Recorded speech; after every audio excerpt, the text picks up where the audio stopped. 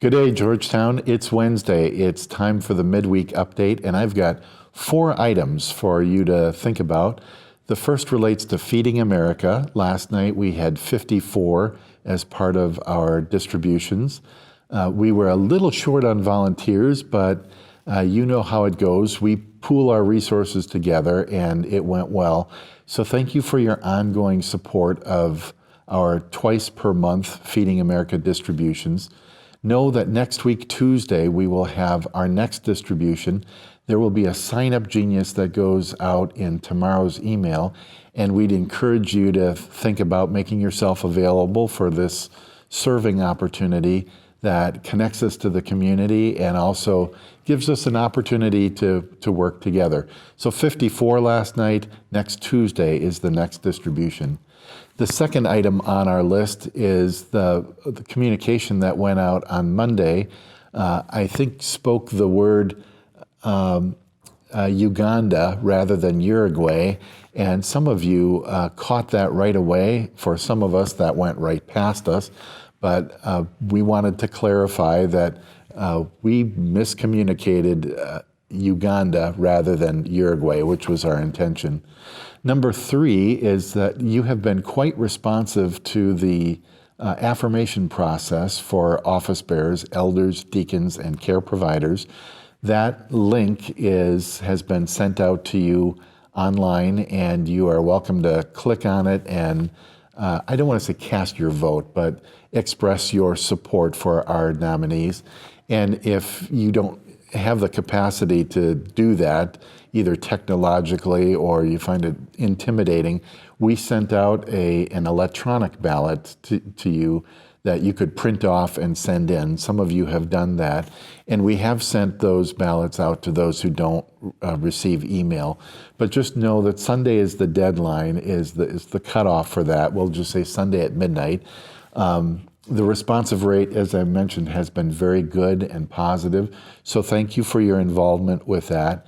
That's a good segue to say right now our tentative plans are for the last Sunday of the month, July 26th, to do the lot drawing at the end of the morning service. Now, we want to be clear with you that the idea that we're proposing as a staff to the elders is to say, at the end of that service, we want to draw the online service to a close, and for those who gather here, they will physically witness the drawing of the lots, but we don't want to be reading people's names online for the world to see. What we want to do is do that privately here, and then what we would do afterward is send you an email that gives you a list of all of those who were drawn in or just right after that service. So again, that's what we're proposing to the elders, but we just want to give you a heads up on time, dates, and what we're thinking at this point.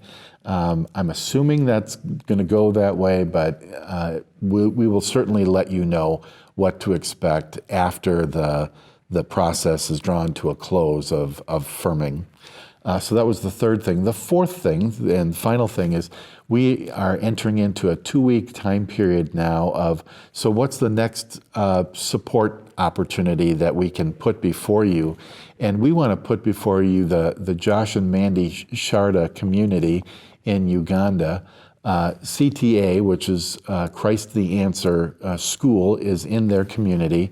It is a nursery and primary school, and like the rest of the world, this community has got stay-at-home orders, and the government is not allowing schools to open quite yet. But because the people have not been able to work and earn enough money, Josh and Mandy have expressed concern that these families need support in getting their kids back to school.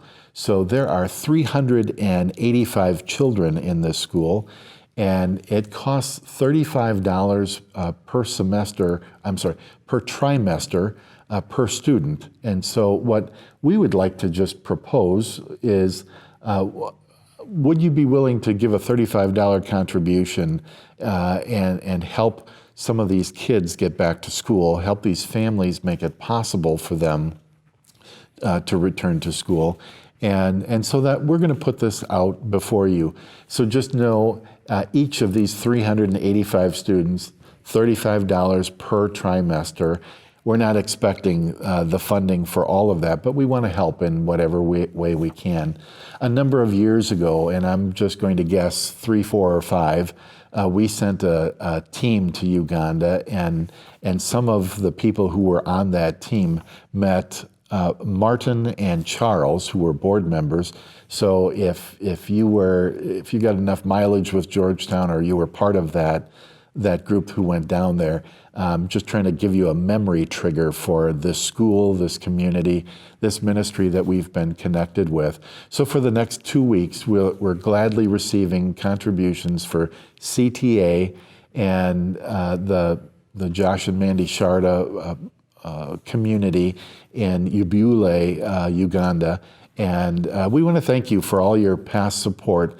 The deacons have, as well as the executive team, have marveled at the ways in which people continue to be connected, continue to give by mail. We thank you for that.